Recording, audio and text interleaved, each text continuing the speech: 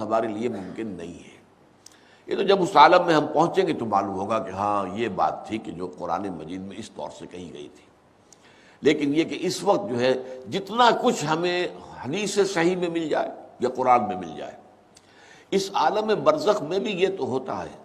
کہ جو نیک لوگ ہیں انہیں کچھ نہ کچھ جو ہے اثرات اچھے ان پر پڑتے رہتے ہیں، ان کی ارواح پر کہہ لیجئے، اور کچھ جو برے ہیں ان کے اوپر جو آخری انجام ہونا ہے اس کی کچھ ریفلیکشن ہوتی رہتی ہے،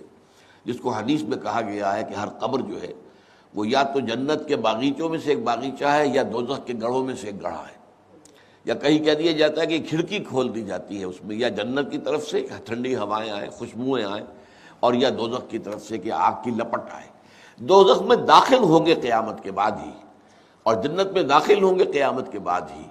لیکن اس کے کچھ آثار پڑنے شروع ہو جاتے ہیں، وہ جس کو انگریزی میں آپ کہتے ہیں coming events cast their shadows before, بعد میں آنے والے واقعات جو ہیں ان کے کچھ سائے جو ہیں پہلے سے آنے شروع ہو جاتے ہیں۔ تو اسی طرح سمجھیے کہ جو کچھ آخرت میں کسی انسان کے ساتھ ہونا ہے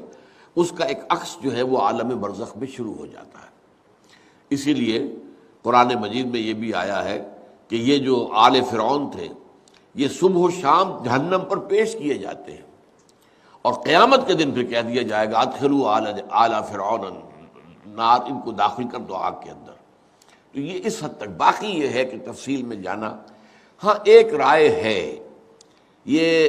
شاہ ولی اللہ دہلوی رحمۃ اللہ علیہ کی، اگر ان کی رائے نہ ہوتی تو میں اسے بیان بھی نہ کرتا، لیکن یہ کہ وہ ایک بہت بڑے محدث اور بہت مفکر اور دین کے فلسفے سے بہت بڑے واقف انسان تھے۔ انہوں نے کہا کہ جو اولیاء اللہ ہوتے ہیں، اللہ کے نیک بندے، اللہ کے بندے، ان کے انتقال کے بعد ان کی روحوں کو بھی اللہ فرشتوں کے طبقہ اسفل میں شامل کر دیتا ہے۔ یہ فرشتے ہیں نا، اس وقت بھی موجود ہیں، ابھی شاید اگلے ہی جمعے میں وہ حدیث جو ہے اس کا بیان آئے گا کہ جب بھی کسی گھر میں، اللہ کے گھر میں کچھ لوگ اس لیے جمع ہوں کہ اللہ کی کتاب پڑھیں اور سمجھیں اور سمجھائیں، تو ان کے اوپر فرشتے گھیرا ان کا ڈال لیتے ہیں، اور ان پر اللہ کی طرف سے سکینت نازل ہوتی ہے اور رحمت نازل ہوتی ہے، اور اللہ ان کا ذکر کرتا ہے فرشتوں کے پاس، دیکھو میرے بندے، تم کہتے تھے یہ فساد مچائے گا، دیکھو یہ بھی تو ہے نا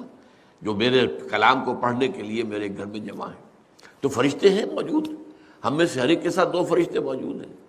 تو یہ فرشتہ اسفل ہے، سب سے نیچے، جو دنیا کے کاروبار کو چلانے میں اللہ تعالیٰ کے سول سرونٹس ہیں، پھر اس سے اوپر کے فرشتے ہیں، اس سے اور اوپر کے فرشتے ہیں، پھر مقربین ہیں جو اللہ تعالیٰ کے قریب ترین فرشتے ہیں۔ لیکن یہ کہ ملائکہ کے طبقہ اسفل میں شامل کر لیتے ہیں تاکہ جو کام اللہ تعالیٰ ملائکہ سے لیتا ہے وہ ان سے بھی لینے شروع کر دیتا ہے کہ انبیاء کی ارواح جو ہے وہ بھی اللہ تعالیٰ نے شامل کی ہوئی اس لشکر کے اندر، وہ کام کر رہے ہوں، اور وہ اللہ تعالیٰ کے حکم سے مختلف معاملات جو ایگزیکیوٹ کرتے ہوں۔